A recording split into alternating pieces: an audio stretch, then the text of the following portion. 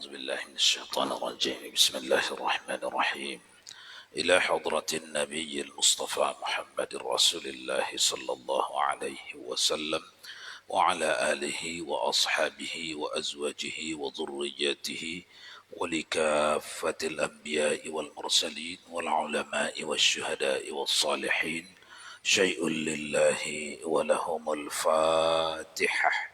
أعوذ بالله من الشيطان الرجيم بسم الله الرحمن الرحيم.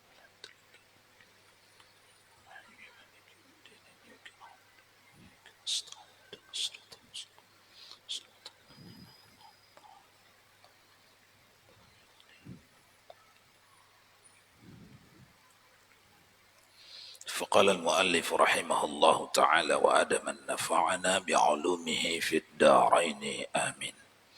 Tuan-tuan jemaah salat maghrib dan majlis ta'lim fardu ain Masjid Agung Karimun rahimakumullah. Kembali kita dalam pengajian tasawuf, masih dalam lanjutan hakikat syukur.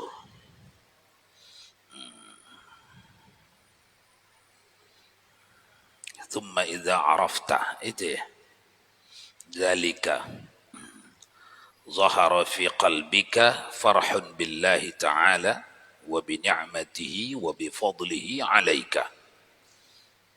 Kemudian maka apabila engkau ketahui akan yang demikian itu, niscaya nyata di dalam hatimu itu suka dengan Allah Subhanahu wa ta'ala dan dengan nikmatnya dan dengan anugerahnya atasmu.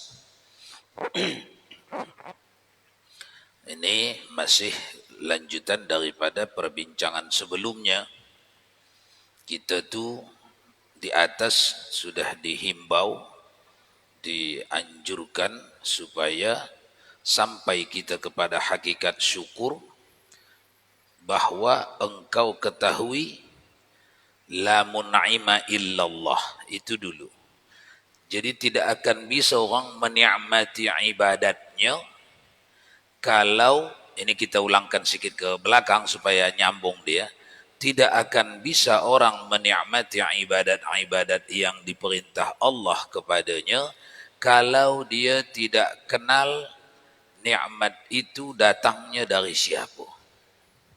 Oleh karenanya di pangkal sudah dibincangkan, wajib kita mengenali nikmat-nikmat itu datangnya dari Allah Subhanahu wa ta'ala, dan tak ada orang yang menyuruh Allah mengirimkan nikmat itu kepada kita melainkan kemauan Allah sendiri, putusannya sendiri.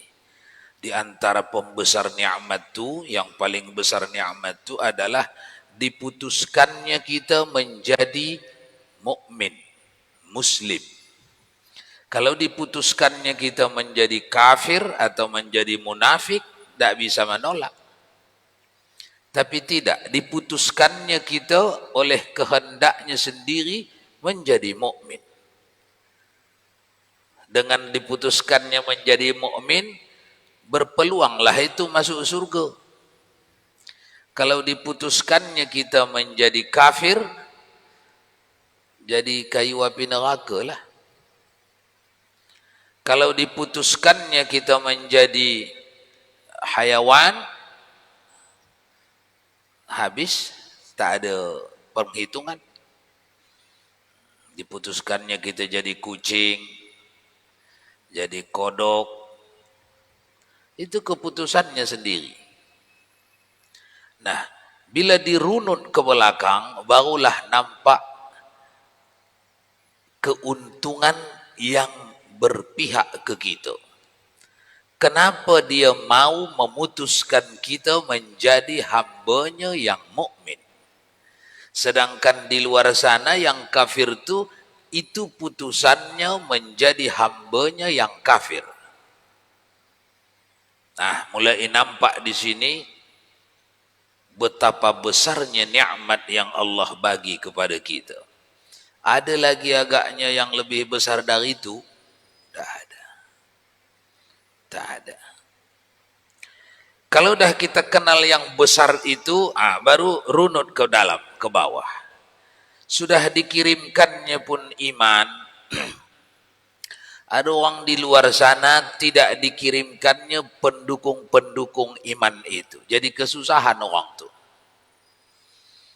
Hendak solat, tak dikasihnya waktu untuk mengerjakan solat. Sentiasa berperang, sentiasa mencari nafkah, siang malam tak ada waktu, bahkan tak cukup-cukup waktu. Kalau diputarnya kita di suasana macam itu, macam itulah kita. Tapi tak. Diputarnya kita di suasana yang lain. Apa itu? Kita bisa mencari nafkah, kita bisa beribadat. Ini nikmat Allah ke atas kita. Sudah bisa beribadat, berhentilah nikmat, belum. Di antara orang yang beribadat, solat asar, solat maghrib, ramai orang solat. Ada orang yang tak diizinkannya hadir hatinya, mengingatnya. Ditariknya pergi ke mana-mana. Mengingat ladang, mengingat kapal, mengingat toko, mengingat terakhir anak kunci yang hilang. Sampai habis solat, dekat-dekat salam, barulah datang orang tu. Tapi kita tak. Kita diizinkannya dapat mengingatnya sehingga terpenuhi kita solat macam yang dia suruh. Aqimus salata lidzikri. Dirikan kamu solat kamu tu mengingatku. Kita bisa. Orang lain tak bisa. Atau kemarin kita tak bisa. Hari ini kita bisa. Ini nikmat Allah yang besar yang kita berusaha menjaga jangan sampai hilang ini. Jangan sampai lepas. Wa idza arafta dzalika dhahara fi qalbika farhun billahi ta'ala wa bi ni'matihi wa bi fadlihi 'alaik. Nah, kita sambung sekarang. Kemudian maka apabila engkau ketahui akan yang demikian itu, dah nampak semuanya itu kasih sayangnya, kemurahannya, bukan kehebatan kita. Dah nampak itu, niscaya nyata di dalam hatimu itu suka dengan Allah Ta'ala. Di sini muncullah rasa farah, sukacita. Untunglah dibikin Allah hadir hatiku dalam salat. Kalau dibikin Allah tak hadir, tak bernilai salat. Kala ini orang sudah mulai, yang susah ni tak ada bosnya. Tak ada yang ditakutinya. Dialah raja. Tak ada yang ditakuti. Itu susah. Niscaya nyata di dalam hatimu suka dengan Allah Ta'ala. Dan dengan nikmatnya. Pertama dah nampak si pengirim itu mampu kita beribadat. Mampu kita mengerjakan taat, menjauhi maksiat itu dari Allah. Dah nampak itu.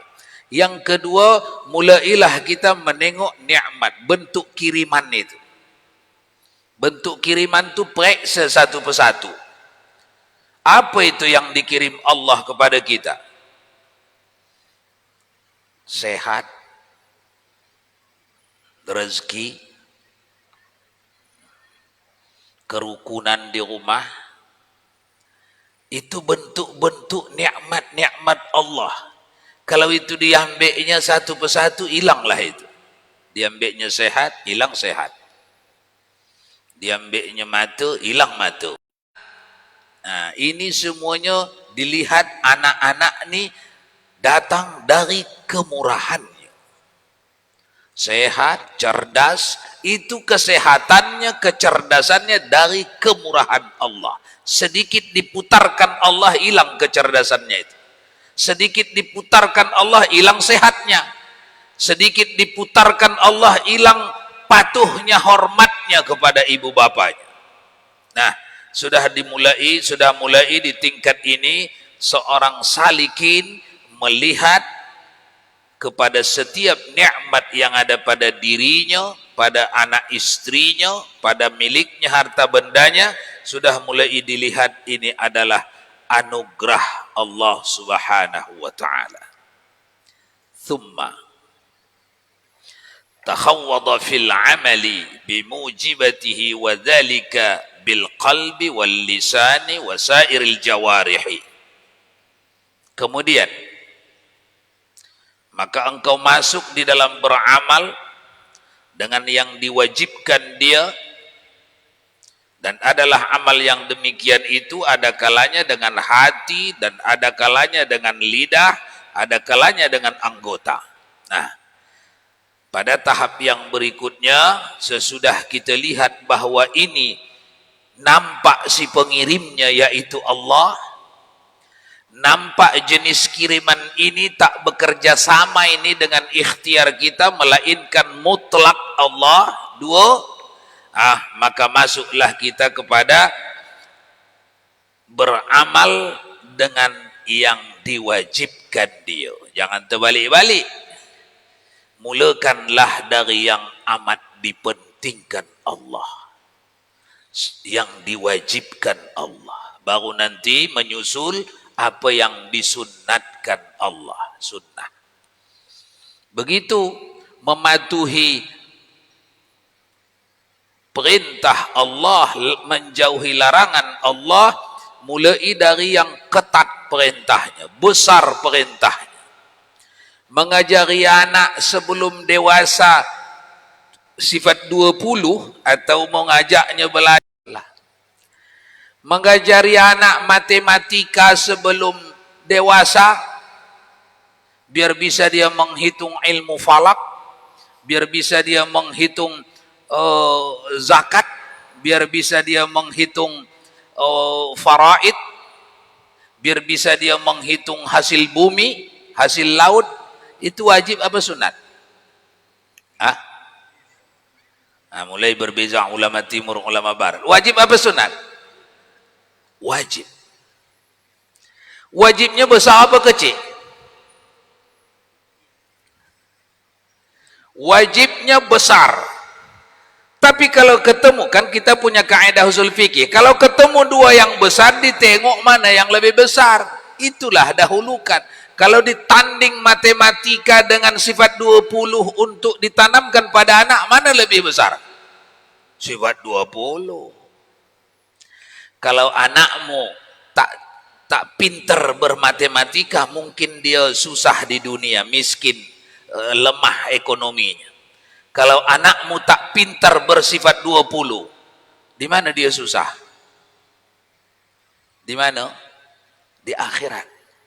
Berapa tahun dia di akhirat? Selamanya. Istafti qalbak. Pakai kecerdasanmu. Tak pakai pun akan dituntut.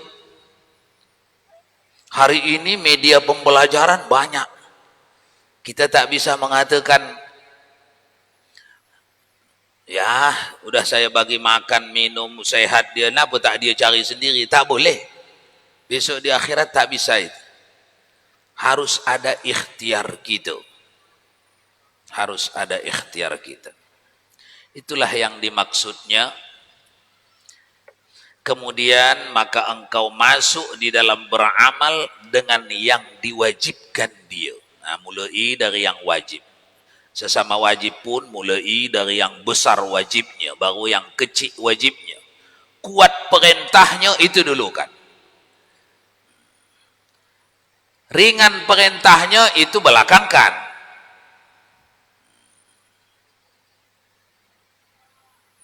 Dan adalah amal yang demikian itu ada kalanya dengan hati, dan ada kalanya dengan lidah, ada kalanya dengan segala anggota. Nah, ini jenis amalan memang begitu dibikin Allah.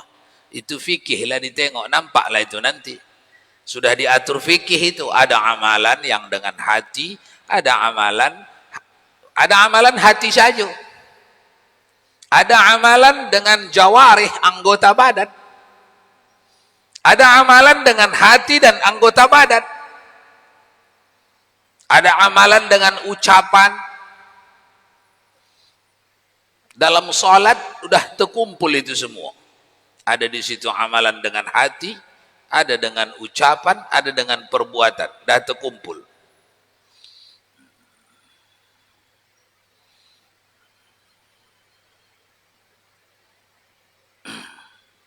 Dan dalam fikih sudah kita mengaji kemarin pas baru lewat, solat yang 5 waktu kita itu adalah solatnya rangkuman dari solatnya seluruh anbiya wal mursalin. Itulah dia solat mereka.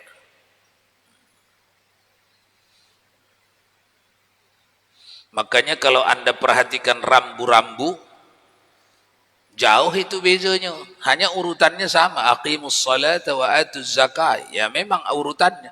Tapi tingkat bobot wajibnya tak dekat itu. Tak dekat itu. Dirikan salat, puasa, zakat, haji. Ini urutan-urutan saja yang dekat ini. Kalau bobot kuatnya perintah tak dekat ini. Salat. Kalau tak bisa solat tegak, solat duduk. Tak bisa solat duduk, solat baring. Tak bisa solat baring, tengkurap, telungkup. Tak bisa telungkup, baring itu miring. Macam orang mayat di dalam kubur. Tak bisa telungkup, telentang. Tak boleh berhenti. Musuh di depan berkecamuk perang. Mata pedang dengan mata pedang di zaman Nabi. Kalau sekarang peluru dengan peluru, solat boleh berhenti? Dah boleh berhenti solat. Tapi peluru lah. Ini perintahku, kata Allah.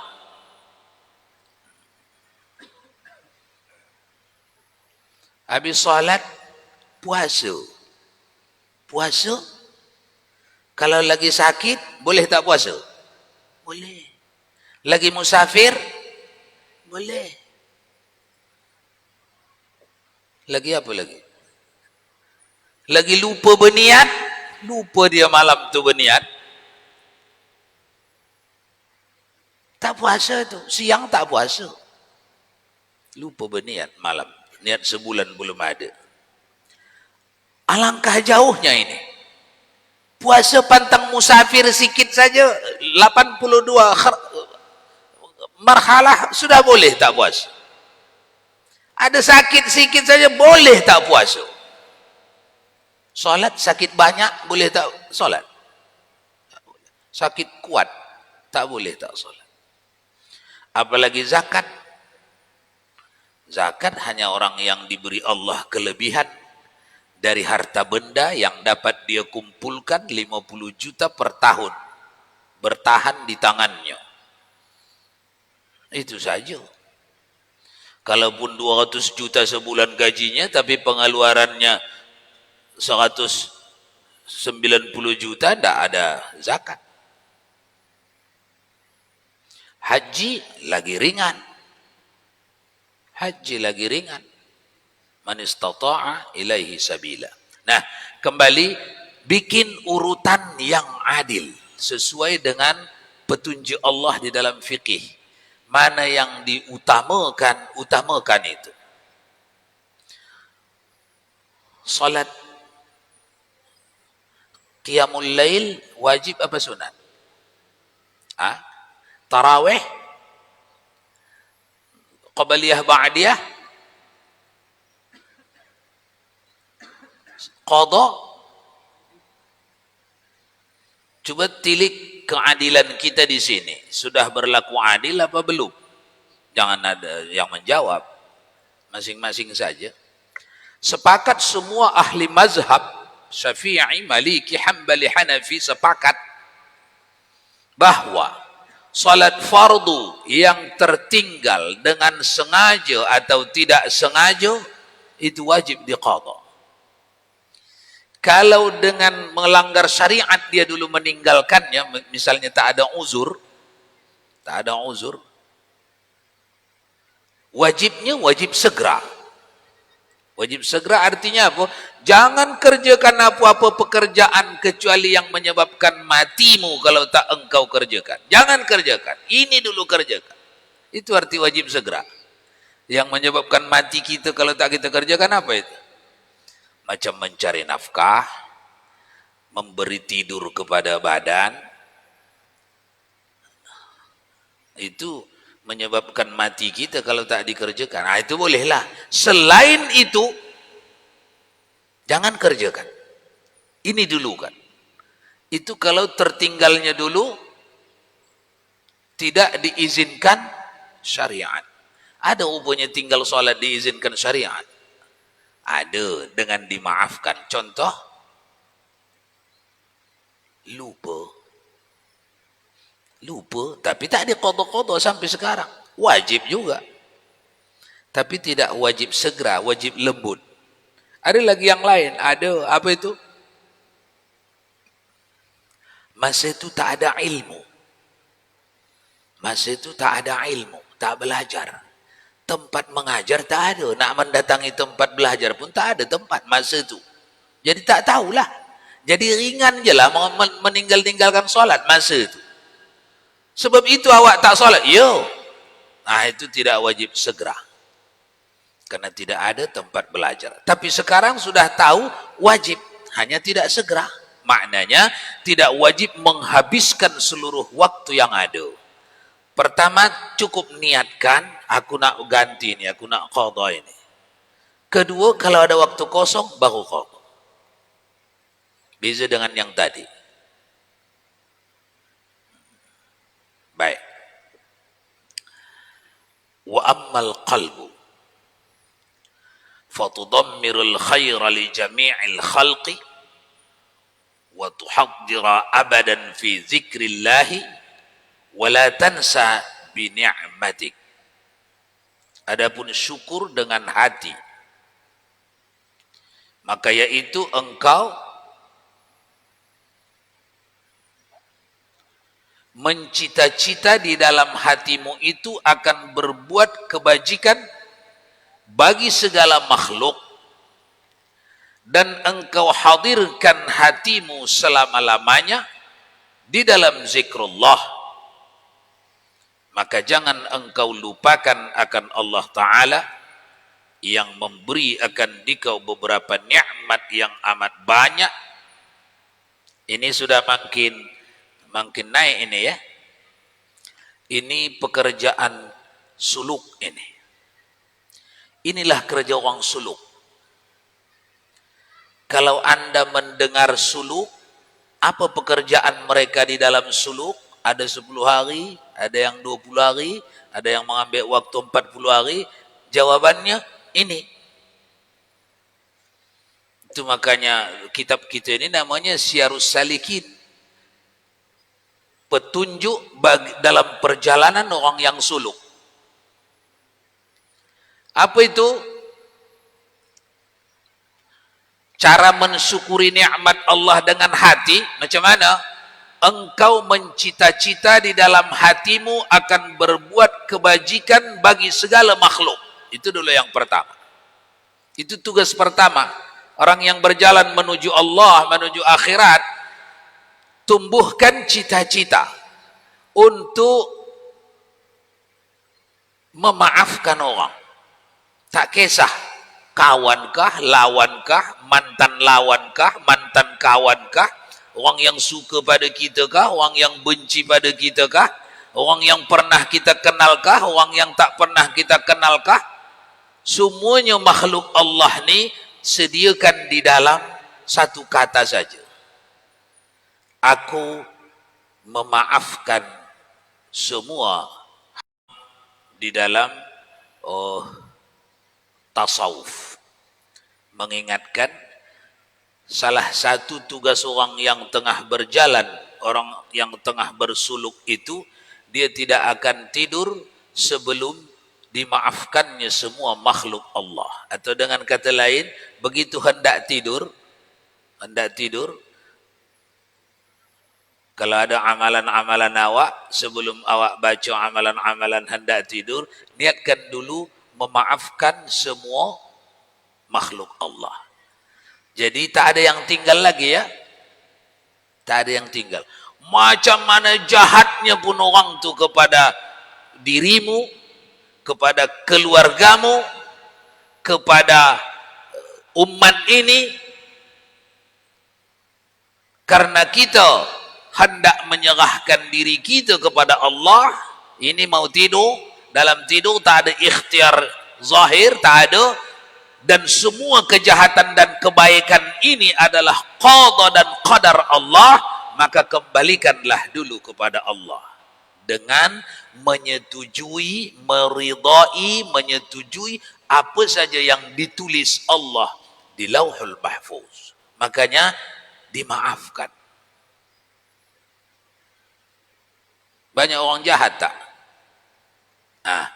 Kumpulkanlah itu semua, waktu hendak tidur, maafkan.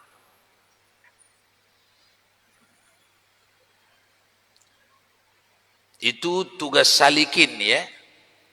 Itu mengerjakannya itu susah apa mudah? Mengerjakannya itu, memaafkan semua orang. Tak kisah orang dekat dengan rumah, orang jauh, orang hubungan lewat telefon, orang hubungan jumpa, orang hubungan bisnis, orang hubungan apa, semua dimaafkan. Tulus, ikhlas karena Allah. Mudah apa susah?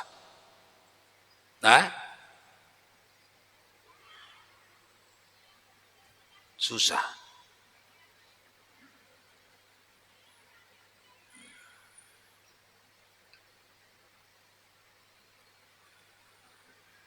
Satu, kalau tak susah ya banyak loh orang masuk surga ya, karena susah lah. Satu. Yang kedua, dan engkau hadirkan hatimu selama-lamanya di dalam zikrullah. Jangan engkau lupakan Allah Ta'ala yang memberi akan dikau beberapa nikmat. Ini tugas berikutnya. Orang suluk begitu.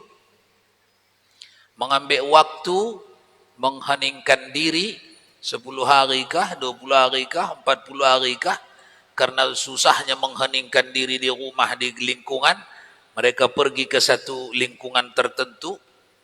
Apa kerja mereka? Mereka dibimbing guru, dibimbing mursyid untuk melatih diri tidak melupakan Allah walau satu detik waktu. Tidak melupakan Allah. Caranya macam mana? Dikawal oleh lisan. Karena kalau lisan ni tak dikasih tugasnya, dengan mudah dia nanti membawa hati, qalbu kemana-mana. Jadi dikawal. Apalah yang diucapkan lisan, diterangkanlah kepada mereka hakikat daripada zikir-zikir yang hari-hari kita baca. Hakikat la ilaha illallah, hakikat astaghfirullah, hakikat subhanallah, alhamdulillah, Allahu akbar. Itu semuanya kalau difahami hakikatnya, maka orang akan seperti berada di kantor sentral listrik. Ini satu karimun ini, sentralnya ini, tombol hidup matinya ini ada di mana listriknya? Di mana? Di Bukit Caro, Bukit Caro. Tak payahlah pergi ke rumah-rumah masyarakat tu memati-matikan, tak payah. Pergi Bukit Caro, pijit satu tombol, mati satu karimun. Begitulah maksud daripada suluk. Yang mereka berzikir Allah, Allah, Allah, Allah, Allah. Sebelumnya diajari dulu. La ilaha illallah tu maksudnya ini. Kita pun sudah sikit-sikit ya dalam majlis kita ya. Alhamdulillah tu maknanya ini. Apa makna alhamdulillah dulu? Bendahara. Kalau bendahara tahu berarti anggota tahu lah itu. Apa makna alhamdulillah? Ketika bibir kita mengucap Alhamdulillahi Rabbil Alamin, dalam apa yang ada?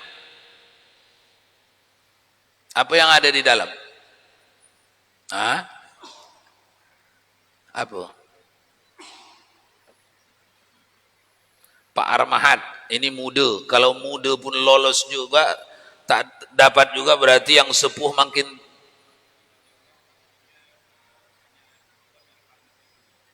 Apanya yang mau dipuji nih?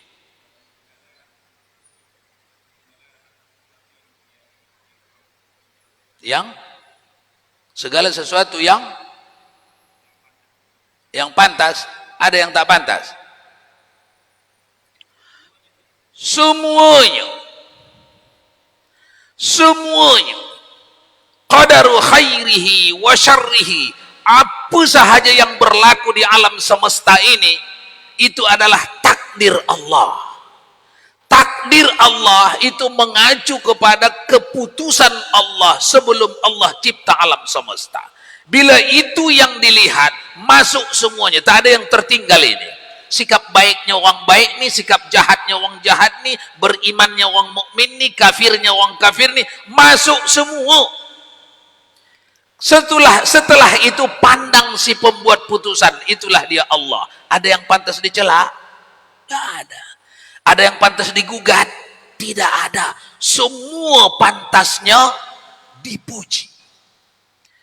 Jadi kalau dilihat dari pembuat putusan, yakni Allah Subhanahu wa taala, dia mau beginilah alam nih, dia mau beginilah bentuk Indonesia nih, maka tidak ada yang pantas dicela. Tapi ini tauhid, jangan pula tauhid saja wak tak berfikir ya. Jadi kalau begitu tak bolehlah kita demo ustaz, tak bolehlah kita unjuk rasa, tak bolehlah kita menyatakan hei kurus ini salah, ini tak boleh. Boleh, tapi niatnya apa? Apa? Menjalankan perintah, bukan tak suka kepada takdir. Faham ya? Bukan menolak takdir, bukan kesel kepada takdir. Disuruh Allah kita berusaha, berikhtiar, maka itu yang kita jalankan. Hasil atau tak hasil, no problem. Itu beza dengan orang yang tidak dari situ datangnya. Kalau berhasil dia jingkrak-jingkrak, kalau tak berhasil dia stres. Stres aku menengoknya nih. Kenapa?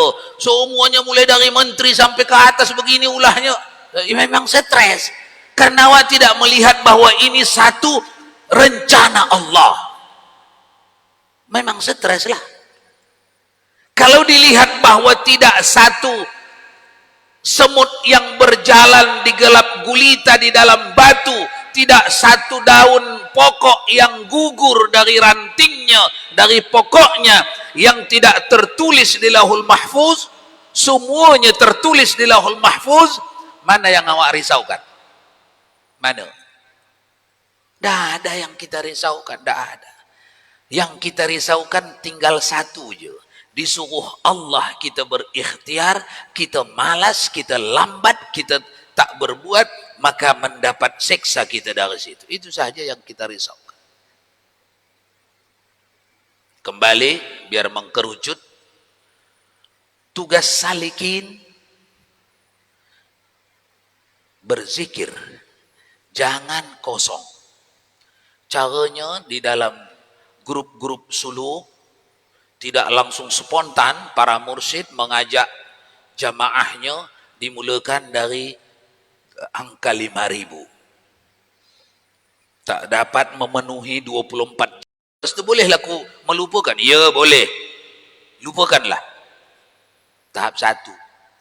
Baru nanti tahap kedua 6.000, 7.000, 8.000, 9, 10 sampai 11.000.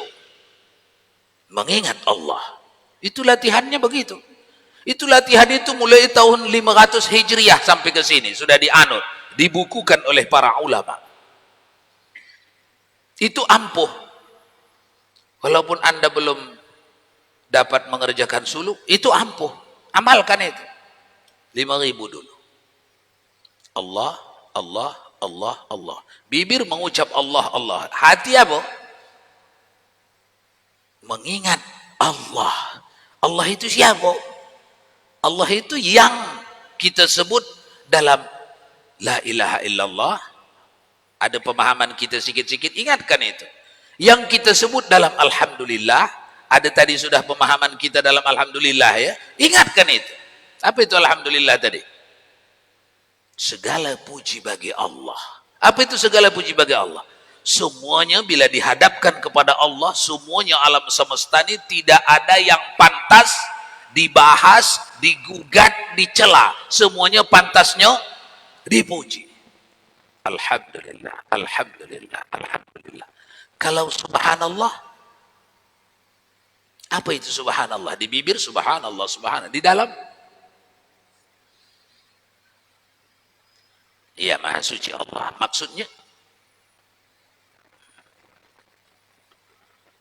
semua buatanmu ini ya Allah mengagumkan. Tidak ada yang mampu membuat macam engkau. Hanya satumu yang bisa membuat ini. Itu subhanallah di dalam. Maha suci, tapi tak ada, kosong saja. Tak ada isinya itu.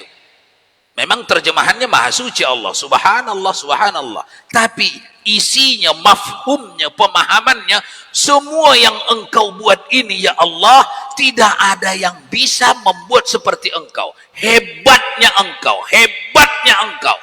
Itu artinya. Subhanallah di dalam. Apalah itu Ustaz yang mengagumkan itu? Apa saja? Ambillah satu benda di alam semesta. Apa saja? Apa saja? Lalu didekatkan, diperhatikan perbuatannya, penciptaannya, akan kita jumpai perkara yang mengagumkan. Di antaranya Allah mengajari kita, Subhanalladzi asra bi'abdihi lailam minal masjidil harami ilal masjidil aqsa. Maha suci Allah yang menjalankan hambanya Muhammad dari Makkah ke Filistin. Itu saja mengagumkan. Mengagumkan. Makin dalam dikaji Isra wal Mi'raj, makin nampak di situ kegaguman. Itulah dia hakikat subhanallah, subhanallah, subhanallah. Dari mana Ustaz kita mulai? Dari mana saja Anda mampu, Anda mau mengkajinya, itu semuanya kekaguman. Saya tak mau mengkaji itu, saya mau mengkaji laut. Laut pun mengagumkan. Saya tak ahli laut, saya mau mengkaji tumbuh-tumbuhan.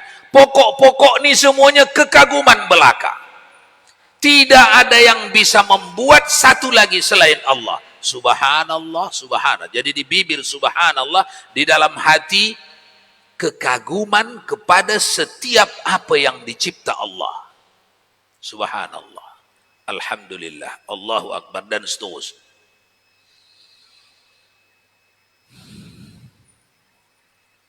Baik. Wa in ta'udu ni'matallahi la tuhsuha. Akan datang. Kesimpulannya tuan-tuan, mari kita membiasakan untuk mengambil waktu. Setiap selepas solat fardu, ambillah waktu, walaupun mungkin secara fisik Anda tidak bisa on time, subuh, zuhur, asar, maghrib, isya, tak bisa secara fisik. Tapi kalau bisa secara fisik, ikutkan fisik. Kalau tidak, dalam hati, lanjutkan pekerjaan. Lalu bikin dalam hati, berzikirlah kepada Allah minimal sehari malam 5.000. 5.000 Allah, Allah. Tapi Allah yang berisi. Cara Allah yang berisi, zikir dulu la ilaha illallah 100 kali minimal. Lepas tu lanjutkan dengan Allah, Allah, Allah, Allah. Teruskan pekerjaan. Allah, Allah, Allah, Allah. Teruslah kalau beladang, kalau kantor, kalau berterus Allah, Allah. Cuba pertahankan itu dengan mengingat yang ada di depan Anda itu milik Allah, punyanya Allah, akan diaudit Allah, bisa ditarik sewaktu-waktu oleh Allah, itu akan berjalan nanti. Di bibir jangan lupa Allah, Allah, Allah. Kalau tak dapat di bibir, di dalam masih tertinggal Allah, Allah, Allah. insyaallah. Dengan demikian kita masuk di dalam ikhtiar atau usaha as-salikin, usaha berjalan menuju Allah Subhanahu wa taala. Wallahu a'lam bissawab. Wa ilaihi marji'ukum fa unabbi'ukum bima kuntum ta'malun. A'udzu billahi minasyaitonir rajim. Bismillahirrahmanirrahim. Alhamdulillahi rabbil alamin wassalatu wassalamu ala asyrafil anbiya'i wal mursalin sayyidina wa maulana Muhammadin wa ala alihi wa sahbihi ajma'in.